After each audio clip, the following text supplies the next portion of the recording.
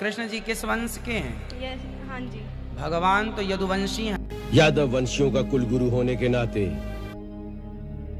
परा न विदिता भूवि गोप जात, यानी यदुवंशी अहीर जाति से बढ़कर दुनिया में कोई जाति नहीं है। यह लाइन है गर्ग संहिता की, जिसे यदुवंशियों के कुलगुरु ऋषि गर्गाचार्य जी ने लिखा था। ये वही गर्ग मुनि हैं जिन्होंने श्री कृष्ण जी का नामकरण भी किया था और समस्त कुल यादवों को मथुरा राज दरबार में एक सूत्र में दोबारा बांधा था। और गर्ग ब्राह्मण लोगों के लिए एक खुशखबरी है कि वीडियो के अंत में एक गर्ग ब्राह्मण रियासत के बारे में हम बात करेंगे, इसलिए वीडियो को पूरा देखें और शेयर करें। जय श्री कृष्ण दोस्तों, आपका स्वागत है अपने चैनल यादव सरकार पर। आप सभी को महर्षि गर्ग की जयंती की हार्दिक शुभकामनाएं। आज आपको यदुवंश कुलगुरु महर्षि गर्ग और उनके वंशजों और यादवों से जुड़ी अनूठी परंपरा के बारे में हम बताएंगे। सबसे पहले हम गुजरात और राजस्थान से श्री यदुवंश कुलगुरु गर्ग ब्राह्मण व यदुवंशी एकता परिषद के संस्थापक भारद्वाज नंदगिरी गर्ग महाराज का धन्यवाद करते हैं। और साथियों, डिस्क्रिप्शन में इनके पेज का लिंक दे दिया है, उस पर जाकर आप जरूर इनको फॉलो करें। साथ ही इस पीठ के यादव संयोजक यूपी से चौधरी सुधीर सिंह यादव, गुजरात से जगमल भाई अहीर, बुंदेलखंड से ठाकुर प्रताप दाऊ, बिहार से राय समीर सिंह कृष्णोद आदि का भी मैं धन्यवाद करता हूं, जिन्होंने कलयुग में इस महान परंपरा को दोबारा जीवित किया। श्री बागेश्वर धाम के धीरेन्द्र कुमार शास्त्री व श्री कृष्ण परम भक्त देवकी नंदन ठाकुर जी को आपने जरूर सुना होगा। यह सब गर्गवंशी ब्राह्मण हैं। आइए थोड़ा महर्षि गर्गाचार्य जी के बारे में जानते हैं। पौराणिक मान्यताओं के अनुसार भगवान विष्णु जी के नाभि से ब्रह्मा उत्पन्न हुए। ब्रह्मा ऋषि के पुत्र अंगिरा ऋषि के वंश में ही आगे चलकर गर्ग मुनि जी का जन्म हुआ था, जिन्होंने अपने महान कार्यों के कारण ऋषियों में श्रेष्ठ गर्गाचार्य कहलाए। भगवान शिव और माता पार्वती का विवाह भी गर्ग मुनि ने ही संपन्न करवाया था। इनके द्वारा अनेक कार्य किए गए, जिनमें से एक था गर्ग संहिता की रचना, जिसमें इन्होंने श्री कृष्ण, यदुवंश और महाभारत का भी उल्लेख किया है। श्री कृष्ण और बलराम का नामकरण भी गर्ग ब्राह्मण ने किया था। श्री कृष्ण जी के जन्म की खुशी पर इन्होंने 7 दिन तक गोकुल में यज्ञ किया था।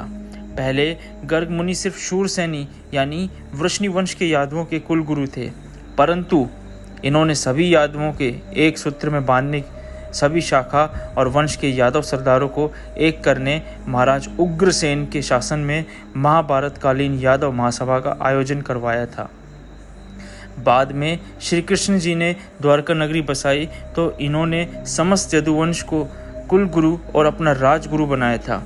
वर्तमान में गर्ग ब्राह्मण राजस्थान, गुजरात के साथ साथ कम संख्या में मध्य प्रदेश, उत्तर प्रदेश और बिहार के कुछ भाग में मिलते हैं। गर्ग, गार्गी, गिरी, शुक्ला, कृष्ण गौड़, गुरुवाल आदि इनकी उपाधि है। गर्ग ब्राह्मण बस यादवों के ही कुलगुरु बनते हैं। इनके अलावा अन्य किसी जाति के सिर्फ कुलीन वैश्य यानी अग्रवाल बनियों के इष्ट देव थे गर्गाचार्य महाराज, इसलिए इनको आशीर्वाद देने जाते हैं, पर इनके कुलगुरु नहीं बनते।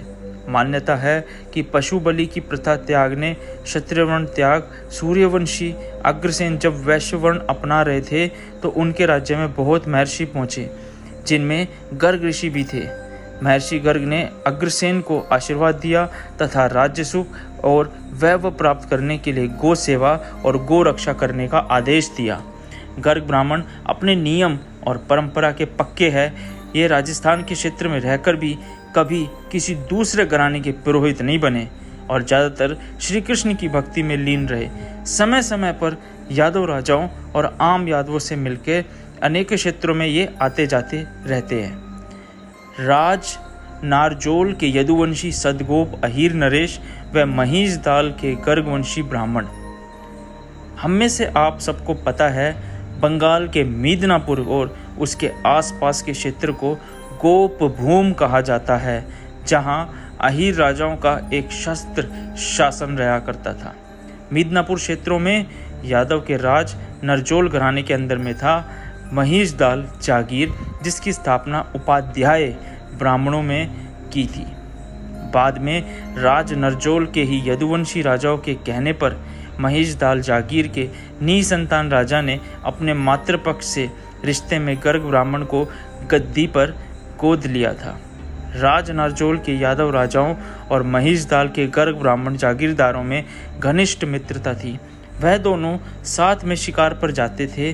किसी तीर्थ पर जाना हो या कहीं पर जाना हो, दोनों हमेशा साथ जाते थे।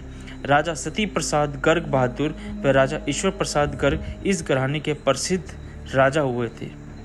हाल में ही गर्ग ब्राह्मण समाज और यदुवंशी समाज में गुजरात और यूपी के कई क्षेत्र में धूमधाम से कई कार्यक्रम किए थे, जिसमें गर्ग ब्राह्मण समाज ने अहीर रेजिमेंट की सरकार से मांग भी की थी और इनकी मांग को जायज़ भी बताया था, और साथ ही गांव-गांव में यादवों का इतिहास का प्रचार का काम किया था।